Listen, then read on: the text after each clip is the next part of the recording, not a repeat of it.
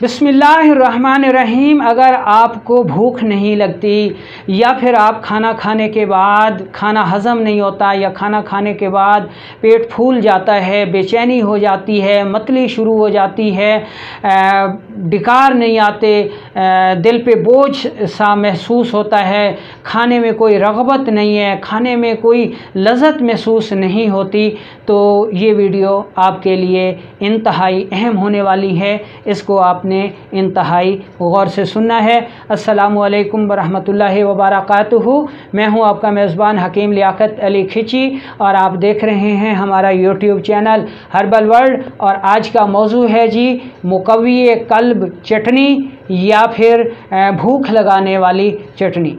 दोस्तों, चटनियाँ हमारे पकवानों का और हमारे मुआशरे का और हमारी तर्ज़ ज़िंदगी का बहुत ही अहम हिस्सा रही हैं।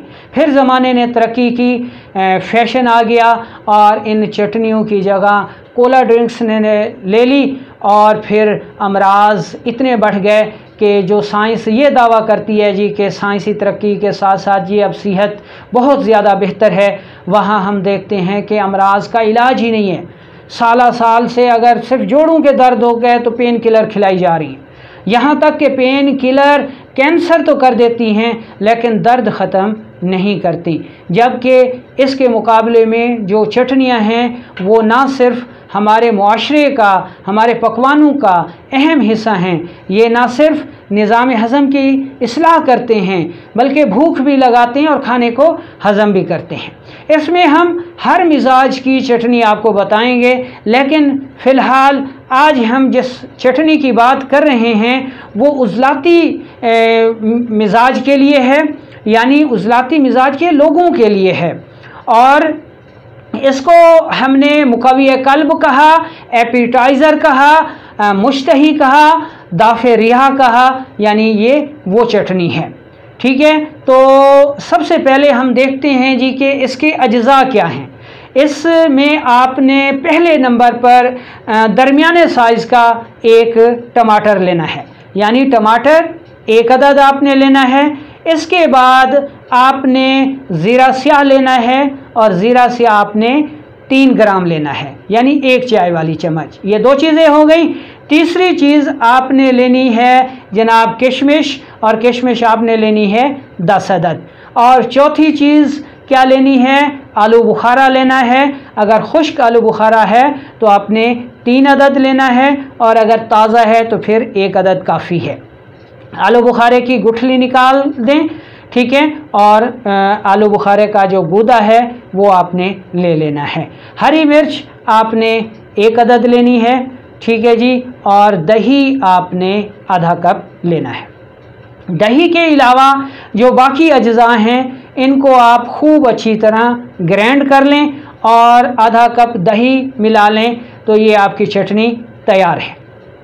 इस चटनी का जो मिजाज है वो उज़लाती आसाबी है, और इस चटनी को आप सालन के साथ खा सकते हैं, खाली पेट खा सकते हैं, रोटी इसके साथ खा सकते हैं। गर्ज़ जिस तरह इस्तेमाल करेंगे ये चटनी आपको फ़ायदा देगी। अब हम इस चटनी के चंद अहम फ़वाइद आपको बता देते हैं ये कि ये चटनी करती क्या है और इसके कितने अहम फ़वाइद हैं जो कि आपको अद्वियात से भी नहीं मिल सकते। सबसे पहले तो ये चटनी जो है वो मैदे की इस्लाह करती है। दूसरे नंबर पर ये भूख लगाती है। अगर आपको भूख नहीं लगती तो ये चटनी आपने खाना खाने से आधा घंटा पहले पी लेनी है, तो इंशाल्लाह 4 से 5 दिनों में आपकी भूख बिल्कुल खुल जाएगी। और अगर आपको खाना हज़म नहीं होता तो फिर आप खाने के साथ या खाना खा के ऊपर से ये चटनी 1 कप पी लें, तो ये इंशाल्लाह खाना हज़म भी होगा। इसके अलावा ये चटनी दाफ़े रिहा भी है, जिस्म से रिहा को दूर करती है, गंदी गैस को निकालती है और तबखीर मैदा आसाबी में बेअंतहा मुफीद है। ज़्यादा पेशाब आने को रोकती है, बलगम को छांटती है, सांस की तंगी में बेहद मुफीद है, लो ब्लड प्रेशर में इसका कोई सानी नहीं है, आसाबी दर्दों में बेअंतहा मुफीद है, आसाबी कमज़ोरी को भी दूर करती है। दिल जो तस्कीन की हालत में चला जाता है, उसकी धड़कन कम हो जाती है, ठंडे पसीने आते हैं, चक्कर आते हैं, उल्टियाँ आती हैं, हैज़ा हो जाता है और लिकोरिया की बहुत ज़्यादा शिकायत है, तो ऐसी सूरतों में ये चटनी बेअंतहा मुफीद है। इसके अलावा मर्दों के लिए तो ये चटनी बेअंतहा मुफीद है। अगर आप इस चटनी को मुतवातिर इस्तेमाल करेंगे तो फिर आपको ताकत और क़ुव्वत की किसी दवा की ज़रूरत नहीं है। ये चटनी बेहद अहम काम करती है कि अगर आप दुबले पतले हैं तो फिर ये आपके जिस्म को खूबसूरत बनाती है और मोटापा लाती है, और अगर आप मोटापे के शिकार हैं तो फिर ये बलगम को दूर करती है, आपकी शरियानों को साफ़ करती है, उसमें बलगमी मादों को जमने नहीं देती और उनको साफ़ रखती है। अगर पेशाब ज़्यादा आता है तो ऐसी सूरत में भी मुफीद है। अगर खून की कमी है, हीमोग्लोबिन की कमी है, तो तब भी ये चटनी बेअंतहा मुफीद है।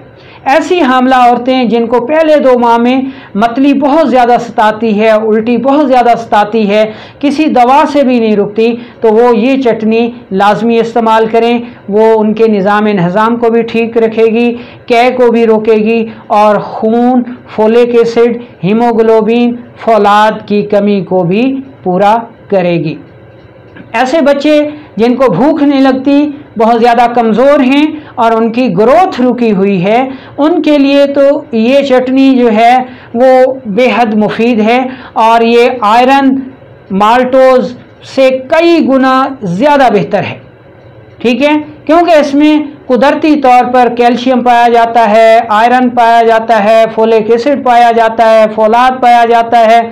हर किस्म के जो कि उज़लाती मिजाज में यानी असाबी मिजाज की वजह से, उज़लाती तस्कीन की वजह से जिन विटामिन्स की कमी हो जाती है, ये उन तमाम विटामिन्स को पूरा करती है, चुस्त बनाती है।